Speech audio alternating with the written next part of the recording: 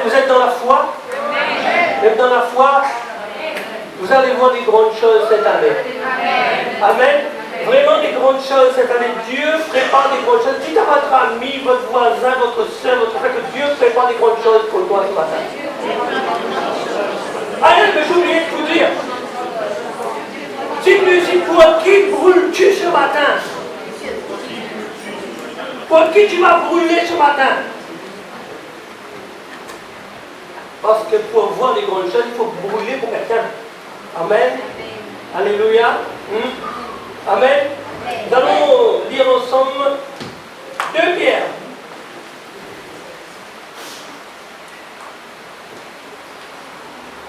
Nous allons partir dans le livre de... J'ai un peu la grippe ce matin, mais on va y arriver. Amen.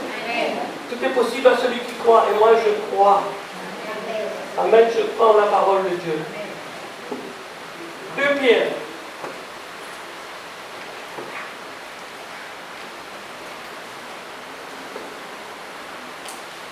Chapitre 1er au verset 12.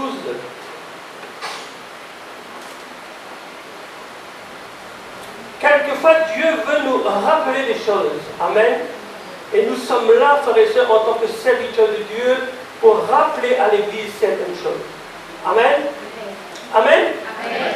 Alléluia. Gloire au Seigneur. Vous allez bien? Amen. Vous êtes prêts à entendre la parole de Dieu? Amen. Même si ça nous fait un petit peu... C'est pas grave. Vous êtes prêts à entendre la parole de Dieu? Amen. Même si des fois ça va toucher notre cœur plus profondément, mais nous devons être prêts à entendre la parole de Dieu. Amen. Alléluia. 2 Pierre, chapitre 1er, verset 8. Voilà pourquoi je prendrai soin de vous rappeler ces choses. C'est l'apôtre Pierre qui dit, de vous rappeler ces choses, bien que vous le chassiez, et que vous soyez affermis dans la vérité présente. Amen. Et je regarde comme un devoir, aussi longtemps que je suis dans cette tente, de vous tenir en éveil. Amen. De vous tenir en éveil par des avertissements. Amen. De vous tenir en éveil par des avertissements. Amen. Alléluia. Gloire au Seigneur. Que le Saint-Esprit nous tienne toujours en éveil et nous avertit toujours dans le temps de Dieu. Amen. Vous savez, il n'y a jamais eu un temps comme celui-ci pour dévertir les chrétiens. Le temps dans lequel nous vivons, c'est un temps qui dévertit les chrétiens. Jamais un temps pareil n'a pu exister.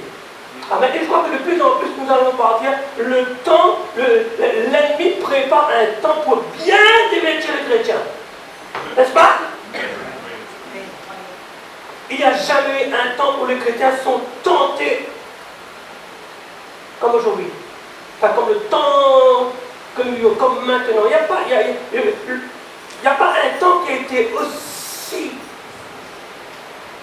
Dans le passé, ça n'a pas été comme ça. Mais plus nous avançons, plus les chrétiens vont être tentés. De plus en plus. Amen.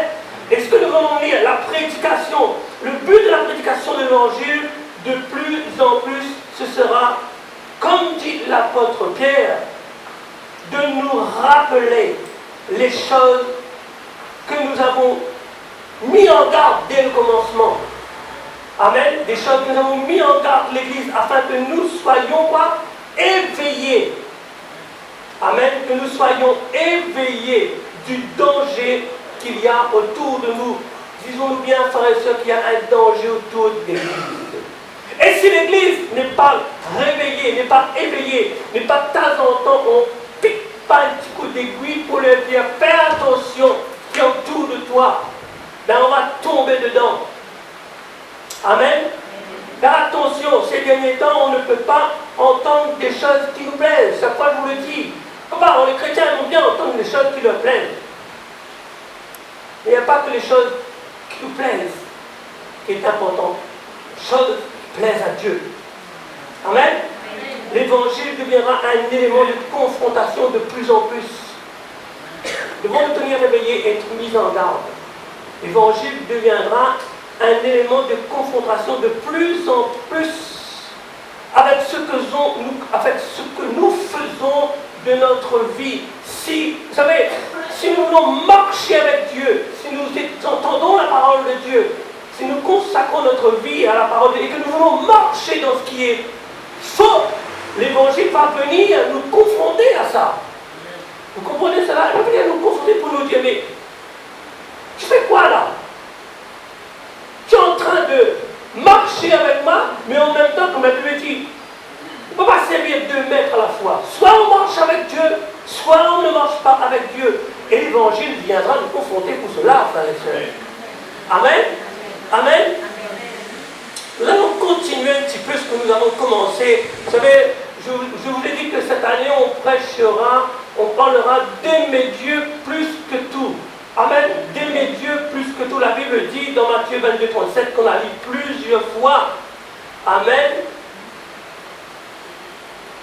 Aime Dieu de tout ton cœur, de toute ton âme, de toute ta pensée. Vous vous souvenez, pour ceux qui étaient là, de toute ton âme, de tout ton cœur, de toute ta pensée. Je ne peux pas me mettre à servir Dieu si je n'aime pas Dieu.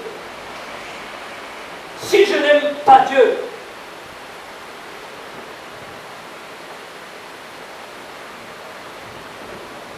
Amen. Si je veux servir Dieu comme il se doit, je dois aimer Dieu de toute mon âme, de tout mon cœur, de toute ma pensée. Amen. Si tu ne brûles pas, vous savez, la réalité des choses, c'est que si tu ne brûles pas pour Dieu, tu vas brûler pour autre chose. Si ton cœur ne brûle pas pour le Seigneur, alors forcément, tu vas brûler pour quelqu'un d'autre. Soit tu aimes Dieu de tout ton cœur, de toute ton âme et de toute ta pensée, soit tu n'aimes pas Dieu et tu fais un peu ce que tu veux. Nous sommes là pour rappeler l'Église dans quel endroit on est, quel chemin on doit prendre, dans quelle position on doit prendre. Amen. C'est Dieu qui, vous savez, Dieu a créé cette sensation en nous, cette sensation de faim et de soif. Amen. Cette sensation l'a créée en nous, dans notre cœur. Si tu ne manges pas, tu vas mourir, n'est-ce pas? Si tu ne bois pas, tu vas... Ah, mais toi, tu ne manges pas pendant 3 jours. Mais si, tu peux encore vivre si tu bois de l'eau. Mais si tu ne manges pas pendant je ne sais pas combien de temps, et si tu ne bois pas, tu vas mourir. N'est-ce pas? Enfin, nous faisons un jeûne. Essayez de faire un jeûne, pas boire, pas manger pendant je ne sais pas combien de temps, vous allez voir. Ah, vous êtes aïe, je suis capable de manger. Pourquoi? Parce que Dieu a créé à un moment donné, il faut que tu manges. Il faut que tu bois parce que Dieu a créé en toi cette sensation de faim et de soif. Amen. Nous avons un problème. Nous, Église, nous chrétiens, nous enfants de Dieu, nous avons un problème si nous n'avons pas cette sensation de faim et de soif de Dieu. Comme dit le pasteur Ben, si je prends le petit poisson dans l'eau, le requin ou n'importe où, je mets sur le bord de l'eau, il va voir la mer de loin, il va dire, ah là là, je vais mourir. Si je te prends, je t'enlève dans la présence de Dieu, parce que dès le départ, tu es été créé pour vivre dans la présence de Dieu. Si je te prends, je t'enlève dans la présence de Dieu, tu vas mourir. Quand Adam et Ève a fait le choix de sortir de la présence de Dieu, ils sont morts spirituellement. Amen. Si je sors le poisson de l'eau, il va mourir. Laissez-moi vous dire cela, frères et sœurs. Nous devons avoir faim et soif de Dieu. Si nous n'avons pas soif et faim de Dieu, notre cœur est attaché à Dieu. Si tu n'as pas cette sensation de faim et de soif de Dieu, reviens un peu chez toi-même, chez nous-mêmes. Je n'ai pas soif de Dieu, je n'ai pas faim de Dieu. J'ai un problème. J'ai un gros problème. À un moment donné, j'aurais plus faim et soif de Dieu. J'aurais soif du monde. J'aurais faim du monde. Pas de Dieu. comprenez ceci, que cette sensation de faim et de soif, c'est Dieu qui nous l'a donnée. Et nous devons avoir faim et soif. Vous savez, le monde naturel, vous savez, le monde naturel précède le monde spirituel. S'il y a une sensation de faim et de soif dans le corps spirituel, il y a une sorte de... C'est Dieu qui a créé cela. Le corps spirituel a aussi, lui, si cette sensation de faim et de soif, je ne sais pas si je me fais expliquer, si cette sensation de faim et de soif se trouve dans le corps naturel, il y a une sensation de faim et de soif dans le corps spirituel. Amen. Quand je n'ai pas soif de Dieu, c'est pas normal. C'est que mon corps est en train de mourir. Amen. Mon corps est en train de mourir. Quand je n'ai pas un désir ardent, je parle d'un désir, pas un simple désir, mais je parle d'un désir ardent d'aller prier, c'est pas normal. Un désir ardent d'aller creuser dans la parole de Dieu, c'est pas normal. Est-ce que vous comprenez ceci, frères et sœurs? Souvent les chrétiens disent, oh, c'est bon, je viens le dimanche, ça suffit, on loin coup de coup, le Seigneur, papa, petit million dans ta case. Non, tu n'as pas cette sensation d'aller creuser dans la parole de Dieu, si tu n'as pas cette sensation de prier, c'est pas normal. C'est que tu es en train de mourir. C'est que le poisson, il n'arrive plus à nager. Il est dans le bord, bientôt il s'est sur le sable. Bientôt le soleil va pointer, et bientôt il va mourir. Le chrétien doit vivre, doit respirer dans la présence de Dieu. Amen. Vous savez, je ne peux, si je n'ai pas ce désir, si j'aime pas Dieu, je vais dire comme ça, si j'aime pas Dieu, je n'ai pas un désir ardent pour lui. Si je n'ai pas ce désir ardent pour lui, frères et sœurs, c'est que mon désir est ailleurs. Amen. C'est que mon désir est ailleurs. C'est que j'ai pris mon désir et j'ai donné à quelque chose d'autre.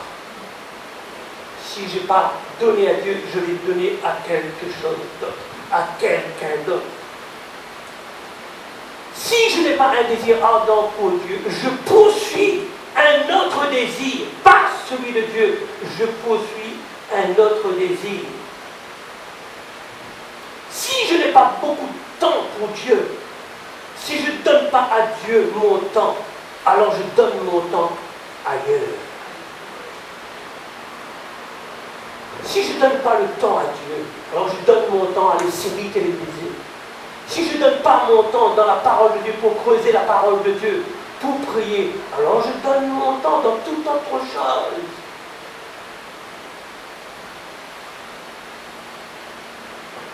Dans les séries télé, on n'aime pas ça. Donc moi, je ne juge personne, je dis ce que la parole dit, et je dis ce que l'apôtre Pierre dit, il est bon de vous rappeler. Il est bon de vous rappeler, afin que vous soyez éveillés de tout ce qui nous entoure. Et qu'est-ce qui nous entoure? Les réseaux sociaux, alors là, ça nous bombarde, hein? Ça nous donne, frères et sœurs. Hein? Et croyez-moi, si tu passes plus de temps dans les réseaux sociaux, dans tout ce qui te divertit, dans les séries télé, alors laissez-moi te dire quelque chose, l'Église, c'est que nous n'avons plus de temps pour Dieu. On a mis Dieu de côté.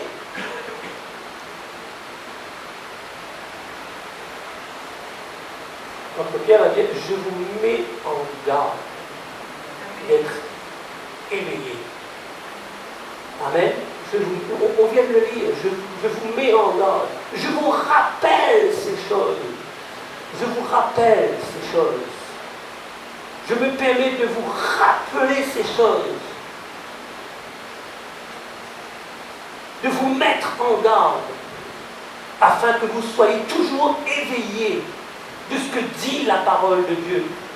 afin que vous soyez éveillés. Nous soyons éveillés, je me mets dedans aussi, nous soyons éveillés du danger qu'il y a autour de nous. Et croyez-moi, il y a plein de dangers autour de nous. Amen. Il y a plein de dangers autour de nous. Le désir, frères et sœurs. Dieu désire notre bonheur, n'est-ce pas? Dieu désire notre bonheur plus que nous-mêmes. Nous désirons le bonheur, mais Dieu veut le bonheur plus que nous-mêmes. Vous imaginez un peu ce que Dieu veut pour nous, notre bonheur plus que nous-mêmes. Quand Dieu nous demande de faire quelque chose, frères et sœurs, que nous n'arrivons pas à faire, c'est parce que, enfin, Dieu nous dit de faire ça. Est-ce que tu peux faire ça? Tu reçois dans ton esprit ce que tu peux faire. Mais tu n'as pas le désir. Tu n'arrives pas à faire. C'est pourquoi vous n'arrivez pas à faire cela quand Dieu demande quelque chose. C'est parce qu'on a volé ton désir de Dieu. L'ennemi a volé ton désir de Dieu. Alors tu n'arrives plus à faire. Tu ne veux plus faire. Oui, mais Seigneur quoi? On t'a cambriolé. L'ennemi est venu à cambrioler ton cœur. Et tu n'as plus le désir de Dieu. Tu n'as plus d'énergie pour faire les choses de Dieu. Amen. Toute ton énergie doit correspondre au désir de Dieu. Toute ton énergie. Nous, aujourd'hui, on met toute notre énergie ailleurs. N'est-ce pas, frères et sœurs? On met toute notre énergie ailleurs. Parce notre temps à mettre notre énergie ailleurs. C'est vrai, moi aussi je le fais souvent, je prends mon énergie, je mets ailleurs. Et le Seigneur me reprend, me dit, mais pourquoi tu mets toute ton énergie ailleurs? Moi, j'ai besoin de toute ton énergie. Amen. Amen. Toute notre vie doit correspondre à l'attente de Dieu. Qu'est-ce que Dieu veut que je fasse? Qu'est-ce que Dieu veut? On vient de chanter, c'est ma prière.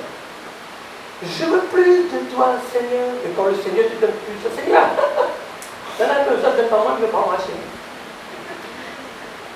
Parce que tu ne t'engages pas.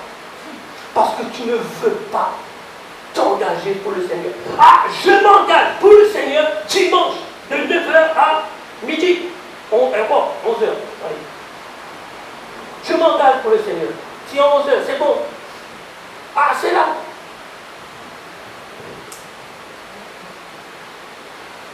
Pourquoi tu t'engages pour... Tu t'engages pour qui le reste du temps, en fait? Je ne juge pas personne. Je me permets de vous rappeler tout ce qu'il y a autour de nous. La Bible en parle. Si je ne m'engage pas pour le Seigneur, pour qui je m'engage? Frères et sœurs, c'est ma prière. Oui, mais quelle est ta prière? Est-ce que ta prière, c'est celle de porter la révélation de Jésus-Christ? Est-ce que ta prière, c'est celle de porter la vie, de refléter la vie de Jésus sur la terre? Quelle est ta prière?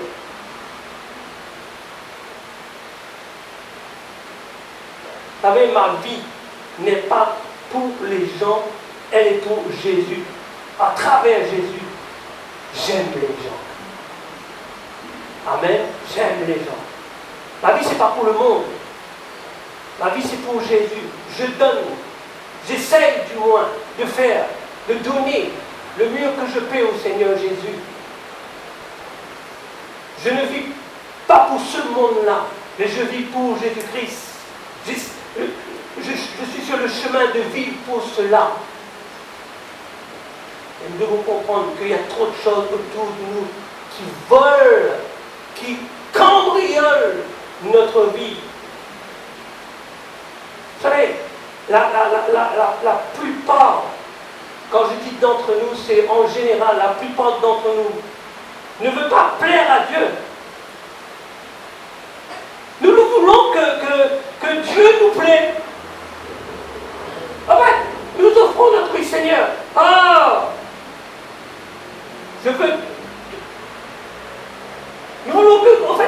que Dieu nous plaît.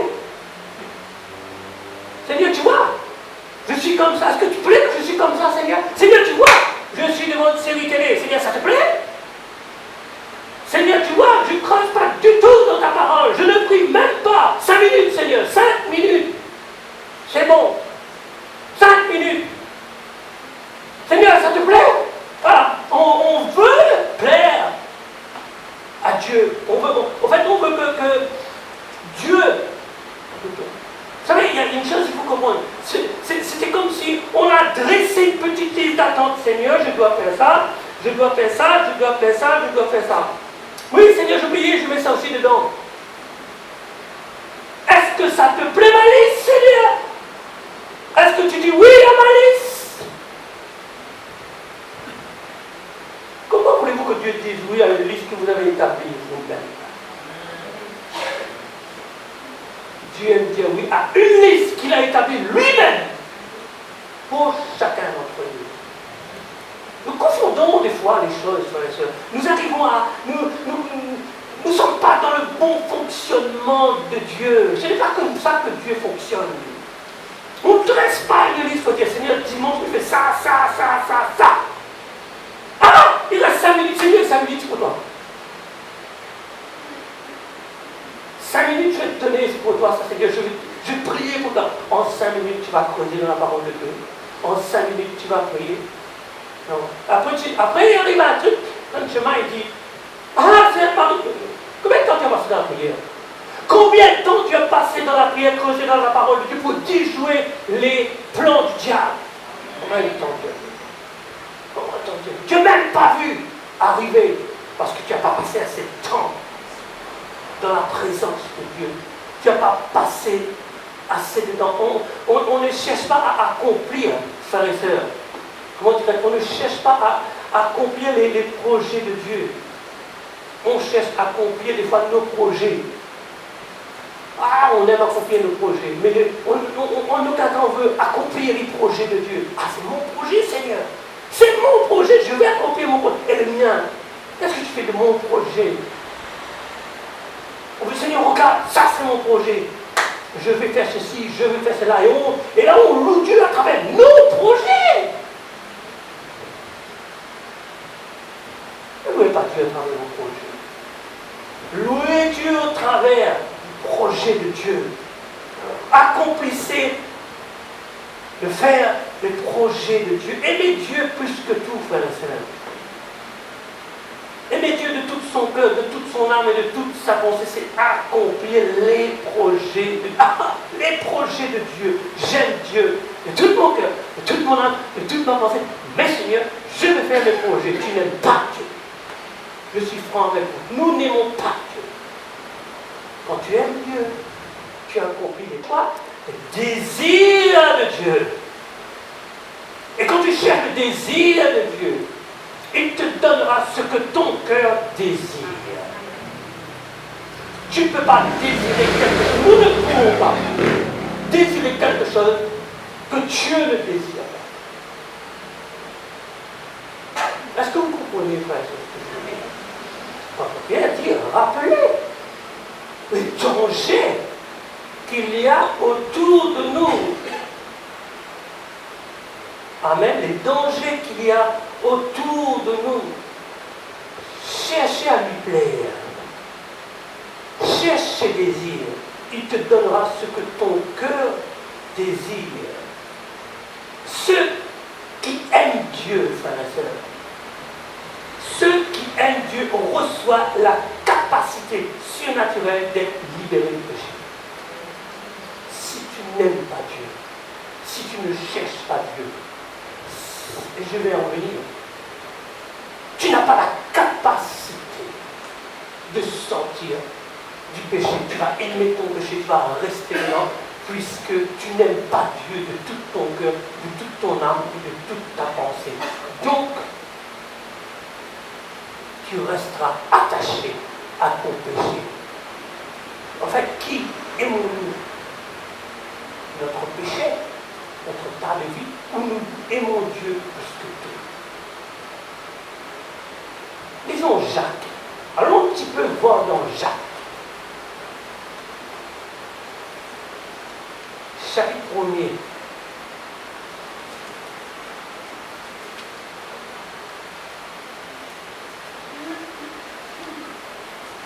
Ça va? Vous êtes encore là? Bien sûr? Je peux continuer? Amen. Frères, nous soyons forts. Oui. Dieu a de grandes choses pour nous. Et pour qui brûlons-nous? Pour qui brûlons-nous? Jacques, chapitre 1er, verset 13.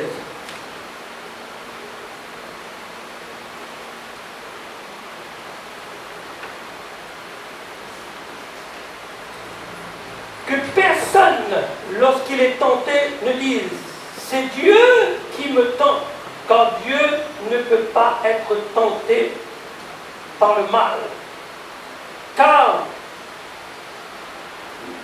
Et il ne tente pas lui-même personne. Amen.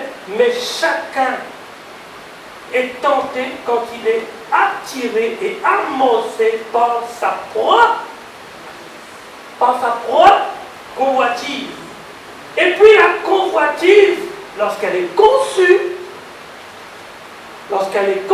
qu'est-ce qui se passe? Elle enfante le péché, et le péché étant consommé, produit la mort. Amen. Parle un peu de la convoitise ce matin. Amen.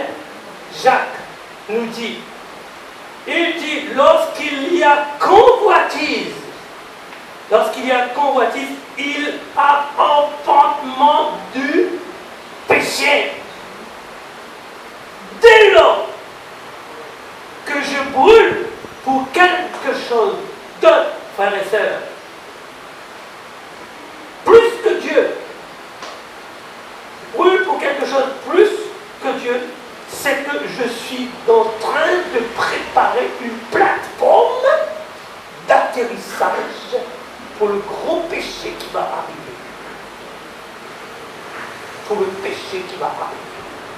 Si je ne brûle pas pour le Seigneur, si mon cœur n'est pas attaché à Dieu, si je suis en train de voir les choses ailleurs, alors je suis en train de préparer une grosse plateforme d'atterrissage du péché. Et beaucoup ne viennent plus à l'église. Ils viennent quand ils ont envie. C'est qu'ils ont je ne juge pas, c'est qu'ils ont préparé une plateforme pour l'atterrissage du péché. Et croyez-moi, le péché a atterri dans la vie. Je n'ai plus envie de venir à l'église. La plateforme a été créée. Je n'ai plus envie de venir. C'est d'autres choses à faire, d'autres choses à consacrer ma vie. C'est que j'ai préparé une belle plateforme pour que le péché atterrisse. Vous voyez, la convoitise. Il y a la convoitise. Il y a les femmes portent un utérus, n'est-ce pas? La convoitise, c'est comme l'utérus. Vous voyez? La convoitise, c'est comme l'utérus dans lequel le péché est enfanté.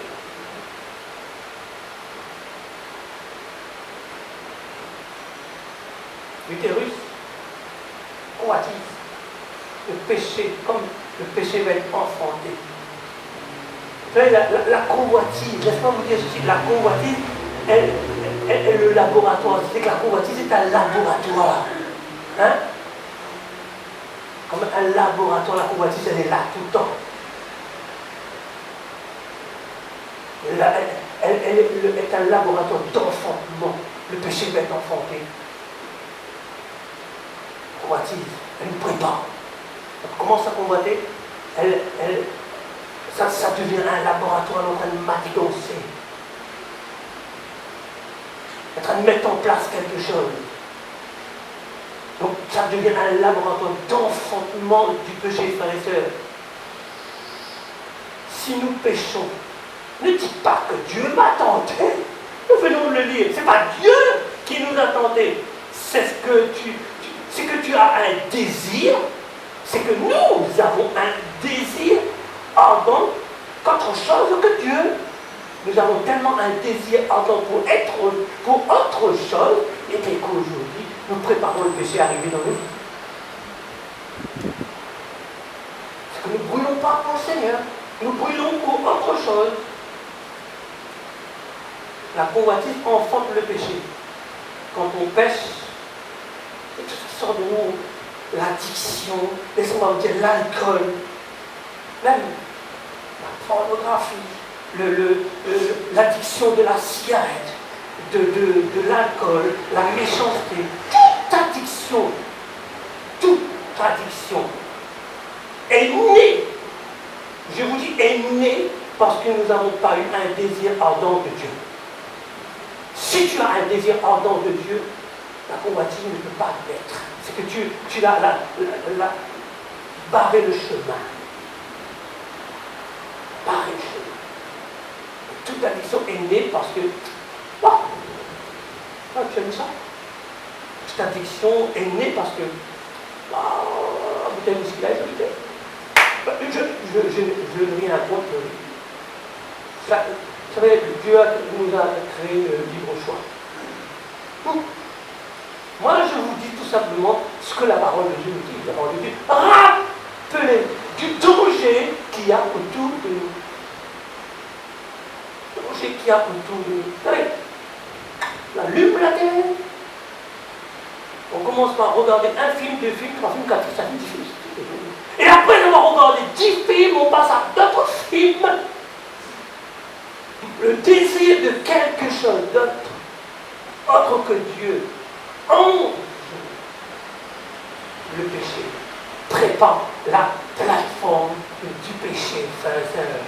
Si nous devons avoir un désir ardent pour le Seigneur, amen. Comprenez ceci, il y a désir ardent et il y a désir ardent. Vous savez, il y a un désir, la convoitise est un désir ardent, n'est-ce pas? La convoitise est un désir ardent. La soif et la faim de Dieu est aussi un désir ardent. Mais quel désir ardent choisissons-nous? La convoitise ou la soif et la faim de Dieu? Les deux sont des désirs ardents. Et nous choisissons. Choisissons le désir ardent d'avoir faim et soif de Dieu et nous répondons à l'appel de Dieu. Soit nous avons un désir de la convoitise et nous répondons à la convoitise. Il y a péché dans ma vie, frères et sœurs, quel que soit le péché, la dépression. La dépression, soit l'impudicité sexuelle. C'est parce que, frères et sœurs, il y a eu convoitise. Amen. C'est parce qu'il y a eu convoitise en moi qui a créé cela. C'est qu'il n'y a pas eu ce désir ardent en moi pour Dieu. Il y a eu ce désir ardent en moi pour pécher. Nous devons réorienter notre vie. Quand nous allons réorienter vers les choses de Dieu, nous allons vivre ce désir ardent pour Dieu. Réorienter notre vie vers ce qui est les choses de Dieu, le désir de Dieu, le désir d'aimer Dieu. Si je désire plus que tout Dieu, si j'aime Dieu plus que tout, plus que mes pensées, de tout mon cœur, de toute mon âme et de toutes mes pensées, si je désire et j'aime Dieu, je ne vais pas enfanter le péché. Nous enfantons le péché quand nous aimons pas Dieu. Beaucoup de gens disent, je n'arrive pas à sortir du péché. Tu n'as pas entendu ça? Vous n'avez pas entendu ça? Je n'arrive pas à le pécher, je ne peux pas sortir du péché.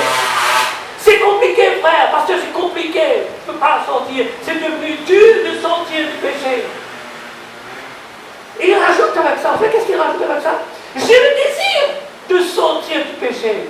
Ouais, parce que j'ai le désir de sortir. Ce n'est pas le désir de sortir du péché qui te fera sortir du péché. C'est pas possible.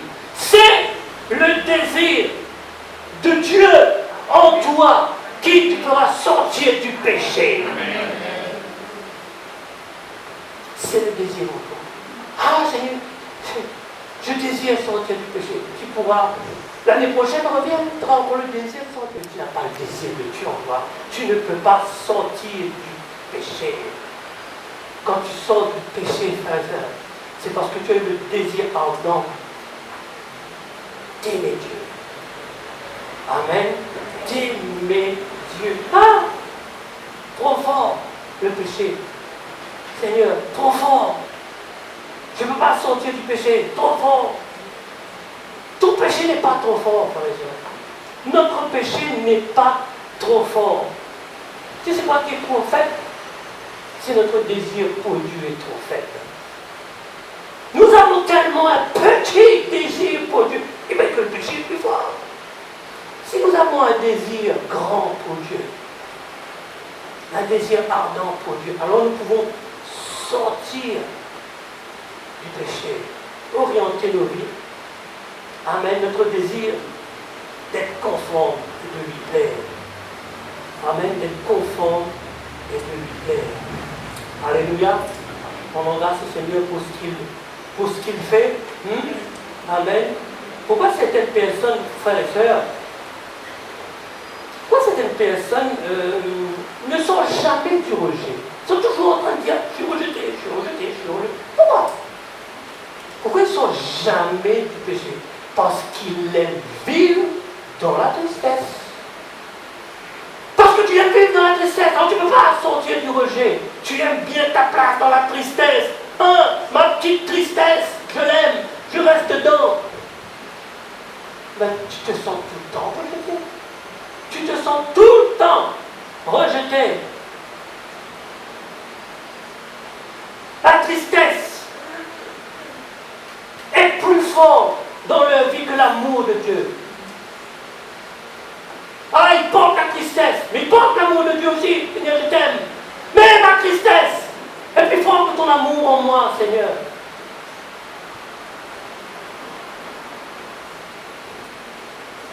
Amen. La tristesse est plus forte que l'amour de Dieu qui est en moi. Vous savez, qui vit en toi? Qui vit en toi? Ta tristesse ou l'amour de Dieu, ou la vie de Dieu, ou le désir ardent de Dieu? Qui vit en toi? La Bible, vous savez ce que la Bible dit? Est-ce que vous le savez, frère et sœur? La Bible dit ce qui vit est en moi est plus fort. Mais si ta tristesse est grande, la tristesse est plus forte. Vous comprenez ceci? Posons-nous la question qui vit en nous, est-ce que Christ vit en nous? Si Christ vit en nous, petite tristesse, pas tristesse, sors de là. Mais si ta tristesse est grande, je fais pitié, Seigneur. Je fais pitié, Seigneur. Bah, tu resteras faire pitié. Ta tristesse est tellement grande qu'il prend toute la place dans ta vie. Seigneur, je n'arrive plus à m'en sortir, je ne peux pas. Mais si tu n'arrives plus à t'en sortir, tu ne peux pas. C'est que tu ne brûles pas assez pour lui. Tu devrais brûler plus pour lui. Tu as besoin de rencontrer plus de Dieu, plus de désir de Dieu. Amen, plus de désir de Dieu. Vous savez, j'ai envie de vous dire, cela c'est que pourquoi l'ennemi nous localise si facilement? Des fois l'ennemi dit, ah, j'ai localisé quelqu'un. Pourquoi il nous localise facilement? Il arrive à nous trouver facilement. Parce que nous n'avons pas ce désir ardent pour Dieu. Si nous avons ce désir ardent pour Dieu, il n'arrive pas à nous localiser. Il nous localise parce que notre désir de Dieu est trop faible. Alors, il nous localise. Il nous trouve où on est.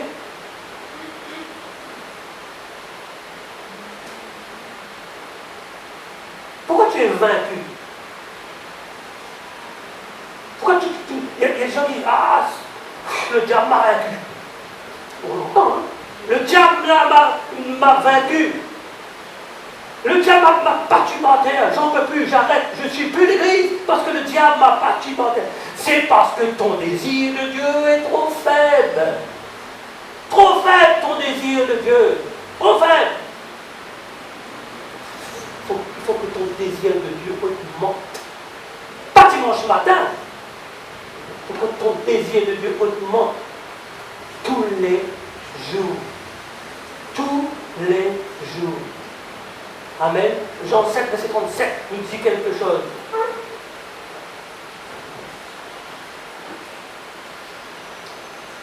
Jean 7, verset 37, je crois que c'est Jean 7, verset 37.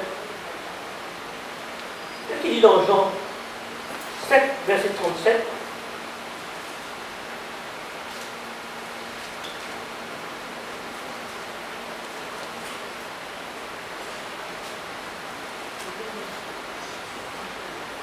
Dans 7, verset 37, nous dit, le dernier jour, le grand jour de fête, Jésus se tenant debout s'écria, si quelqu'un doit, quelqu'un a soif, qu'il vienne à moi et qu'il boive.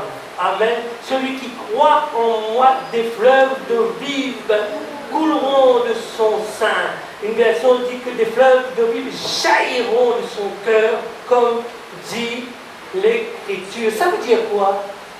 Ça, d'ailleurs. Ça veut dire si quelqu'un a un désir ardent de Dieu, qu'il vienne. Qu'il vienne. Si tu as un désir ardent de Dieu, viens dans ma présence. Viens dans ma présence. Je te donnerai la quantité d'eau nécessaire que tu as besoin. Alléluia, Seigneur. La quantité d'eau que tu as besoin. Quelle quantité d'eau tu as besoin? Ben viens, je te donnerai la quantité d'eau que tu as besoin. Pourquoi? Pour être heureux. Pour être comblé, frères et sœurs. Pour être libéré. Pour être transformé. La quantité d'eau nécessaire pour résister au péché, pour résister à la tentation, la quantité d'eau nécessaire, des fleuves d'eau vive jailliront de ton cœur. La quantité d'eau pour que tu sois transformé, la quantité d'eau pour que tu sois comblé pour résister à la tentation. Et en plus, il nous dit qu'il va étancher notre soif. Tu n'auras plus soif. Tu as toute l'eau de Dieu suffisamment. Amen. Suffisamment ce que nous avons besoin. Suffisamment. Suffisamment ce que nous avons besoin. Des fleuves, pas un seul. Pas un seul fleuve. C'est pas écrit là. Vous avez vu que c'est écrit un fleuve, vous? C'est écrit des fleuves. Des fleuves. Des fleuves d'eau vive. Quand, frères et sœurs, tu viens, Dieu te comble. Quand tu viens dans sa présence, Dieu te comble. Il étanche notre soif. Il nous donne tout ce que nous avons besoin. Des fleuves de vie, pas un seul, il y en a un paquet. Combien de fleuves coulent en toi ce matin? Des fleuves de vie.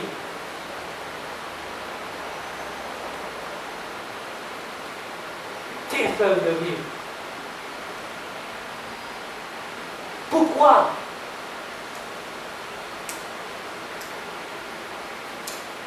Pourquoi notre bouche sort des critiques, des commérages? Notre Pierre dit, rappelez tous les dangers. Moi, je vous rappelle tous les dangers. Pourquoi de notre bouche sort les critiques, les commérages, les péchés, les addictions, toutes sortes de choses? Pourquoi? C'est parce que nous n'avons pas soif. C'est parce que le fleuve ne coule pas en nous.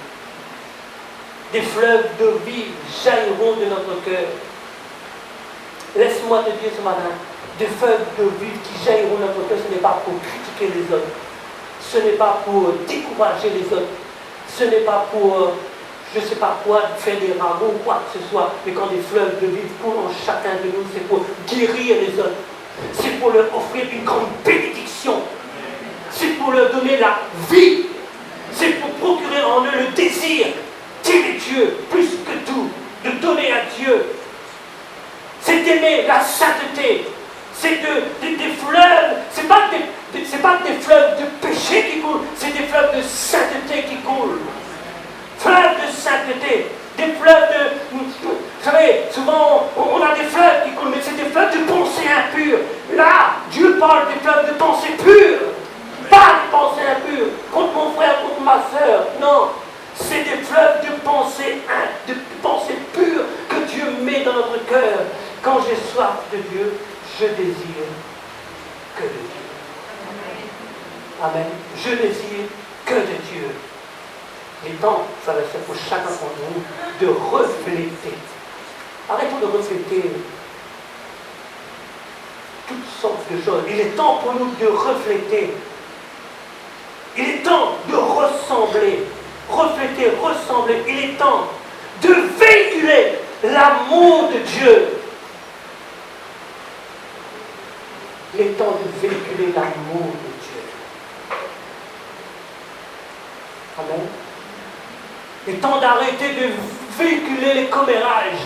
Il est temps d'arrêter de véhiculer les pensées impures.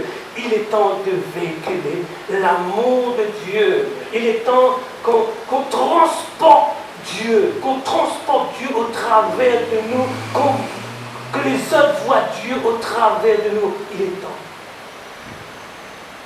qu'on transporte l'amour de Dieu. Quand on a un désir ardent de Dieu, ça ne peut que sortir de la présence de Dieu. Amen. Sortir de la présence de Dieu. Et quand on est dans la présence de Dieu, quand on est dans la présence de Dieu, quand on a un désir ardent d'être dans la présence de Dieu, tant qu'on n'a pas une autre dose de Dieu, on ne sort pas de la présence de Dieu. Quelqu'un qui aime Dieu attend qu'il a sa dose de Dieu. Quand il a sa dose de Dieu, alors là, ah Seigneur, je suis prêt à donner aux autres quand j'ai eu ma dose de Dieu. Des fleuves de vie, jusqu'à ce que des fleuves de vie, quand j'ai ma dose de Dieu, c'est que les fleuves de vie commencent à couler en moi. Des fleuves de vie commencent à sortir de moi. Et les malades sont guéris, frères et sœurs. Amen. Les malades sont transformés. Les personnes commencent à aimer Dieu. Si nous avons un désir profond de Dieu, frères et sœurs, Dieu nous donnera un désir profond de Dieu. Vous savez, souvent nous disons, j'ai un désir profond de Dieu. Ah Seigneur, j'ai un désir profond de Dieu. Mais nous avons un péché depuis 1910 qui est toujours là. Ah Seigneur, j'ai un désir de toi. Mais depuis 1910, j'ai toujours le péché qui est en moi. Laissez-moi vous dire que ce péché, depuis X années, s'il est encore nous, je crois qu'il doit sortir. Je crois qu'il doit devenir un témoignage de sainteté pour nous. Amen. Un témoignage de sainteté. Amen. Un témoignage à la gloire de Dieu. Ce n'est pas, vous savez, l'épreuve n'est pas trop forte. Je t'aime bien. L'épreuve n'est pas trop forte, comme je vous ai dit. Des fois, pardonnez-moi de vous dire ça, nous insultons le Saint-Esprit. Ah, nous disons que le Saint-Esprit est en vous. Saint-Esprit, tu sais, mais si le Saint-Esprit est en toi, je ne dis pas que tu ne vas pas tomber, la Bible dit que le juste tombe cette phrase, Dieu le relève. Mais des fois, je crois qu'il faut arrêter. Nous insultons le Saint-Esprit. Nous le disons à Saint-Esprit, tu n'es pas assez fort. Saint-Esprit, non, Saint-Esprit, ça ne va pas. Non, c'est que nous n'avons pas ce désir de d'avoir l'Esprit de Christ en nous. Nous attristons le Saint-Esprit parce que nous n'avons pas le désir d'avoir l'Esprit de Christ en nous. Notre désir est ailleurs. Vous savez, le problème, c'est que nous ne louons pas Dieu. Ah Seigneur, je viens, je te loue. Non, nous ne louons pas Dieu. Nous louons le problème. Nous louons le problème. Et quand nous commençons à nous louer le problème, le Saint-Esprit se retire et dit, ah, loue ton problème tout seul. Loue ton problème tout seul, moi je ne vais pas louer ton problème avec toi. Alors les gens restent pendant des années dans le problème. Plus de 1900, je ne sais pas quoi. Soyez, ayez un désir ardent de Dieu. Si nous désirons Dieu, nous allons enfanter de Dieu. Amen. Si nous désirons Dieu, nous allons enfanter de Dieu. Et qu'est-ce que c'est enfanter de Dieu? C'est les fruits de l'Esprit. C'est tous les fruits de l'Esprit que nous allons enfanter. Ce seraient des guérisons et d'autres. Guérir les autres, donner aider les autres, donner une parole de bénédiction, tout ce qui s'ensuit. Vous connaissez, frères et sœurs. Amen. Fleuve, un fleuve qui coule de chacun de nous. Un fleuve. Pas un fleuve. Vous savez, quand le fleuve, la rivière, on l'oblige de couler la rivière. Il coule naturellement. Vous voyez, la rivière coule naturellement. Si nous sommes nés de Dieu, si nous avons un désir ardent de Dieu, le fleuve, que la Bible en parle en nous, le fleuve couleront naturellement. Pas besoin d'aller forcer. Fleuve coule en moi. Fleuve, tout tu coules en moi. Il faut que tu coules en moi. Il ne peut pas couler en toi si tu n'as pas le désir ardent de Dieu. Ça coulera naturellement. Parce que tu as un désir naturel de Dieu. Amen. Tu as une vie naturelle, un désir ardent. Et les fleuves sortiront naturellement de toi. Pas besoin de forcer. Naturellement, nous n'avons pas besoin de forcer. Et je termine là-dessus en vous disant, frères et sœurs, que vous avez déjà vu un manguier? Oui, tout le monde a des mangues dans le cours, un manguier. Vous avez une force, dire, qui demande, donne! S'il te plaît, manguier, il faut que tu donnes! Il faut que tu donnes ton fruit. On le force. Non, il lui donne son fruit naturellement. N'est-ce pas? Le fruit est donné naturellement. Pas besoin de forcer. Les chicos, la fin d'année, les qui donnent, sinon, donne! Non, il va donner son fruit naturellement. Pourquoi il donne naturellement? Parce qu'il est arrosé. Il est arrosé. Si tu es arrosé de Dieu, si tu es planté près de Dieu, si tu es dans la présence de Dieu, tu donneras ton fruit naturellement. Si vous savez, voilà, déraciné, le manguier déraciné, tu vois le manguier déraciné, tu vois qu'il y a un problème. Et tu es en train de le frapper pour lui dire donne des mangues. Mais il est déraciné, il donne quel mangue encore? Quel mangue il va donner? Si tu es déraciné, si nous sommes déracinés, nous ne pouvons pas produire le fruit de Dieu. Nous ne pouvons pas produire le fruit de Dieu.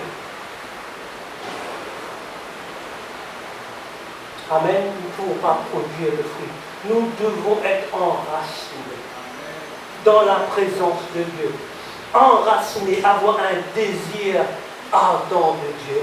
Et cela produira le fruit. Le fruit sortira de nous. Amen. Le fruit sortira de nous. Moi, je vous redis ces paroles de l'apôtre Pierre. Mettez-les en garde de tout ce qu'il y a autour, afin qu'ils se tiennent éveillés. Afin qu'ils se tiennent éveillés. Ce n'est pas écrit. Mettez-les en garde afin qu'ils se tiennent en train de dormir, afin qu'ils se tiennent éveillés. Être des chrétiens sur la tour. Je vois l'ennemi qui vient.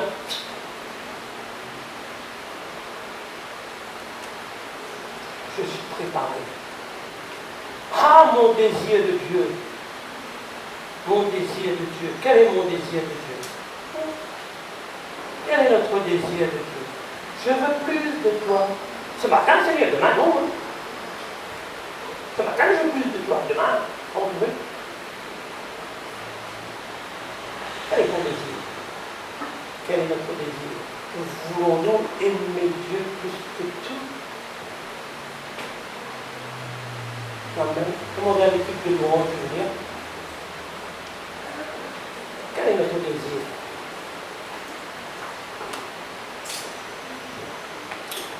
Je ne prêche pas qu'à vous simplement, je prêche moi parce que moi aussi je suis comme ça. Pas parce que je suis là sur l'estrade, j'ai pas mes défauts. Non, si j'en ai plein. J'en ai plein, mais même peut-être plus que vous. Mais plein. J'ai besoin de ce désir ardent de Dieu. J'ai besoin de m'accrocher à ce désir ardent de Dieu. D'être dans la présence de Dieu.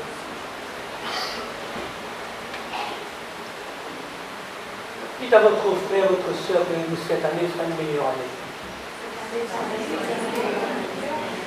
Mon désir ardent va augmenter. Vous nous levez, mon désir ardent va être augmenté pour le Seigneur. Amen. Désir ardent va augmenter. Alléluia. Vous voulez votre désir ardent? Vous voulez que votre désir ardent soit augmenté? Creuse dans la parole de Dieu. Creuse dans la prière. Creuse pour le Seigneur Jésus. Creuse. Creuse. Amen. Creuse. Creuse. Dieu a des belles choses pour nous. Dieu a des belles choses pour nous. Mais est-ce que nous l'aimons? Est-ce que nous l'aimons, frères et sœurs? Est-ce que nous avons ce désir de l'aimer plus que tout? Alléluia. De l'aimer plus que tout. Alléluia. Amen. Alléluia. Oh la baba, chacun de nous.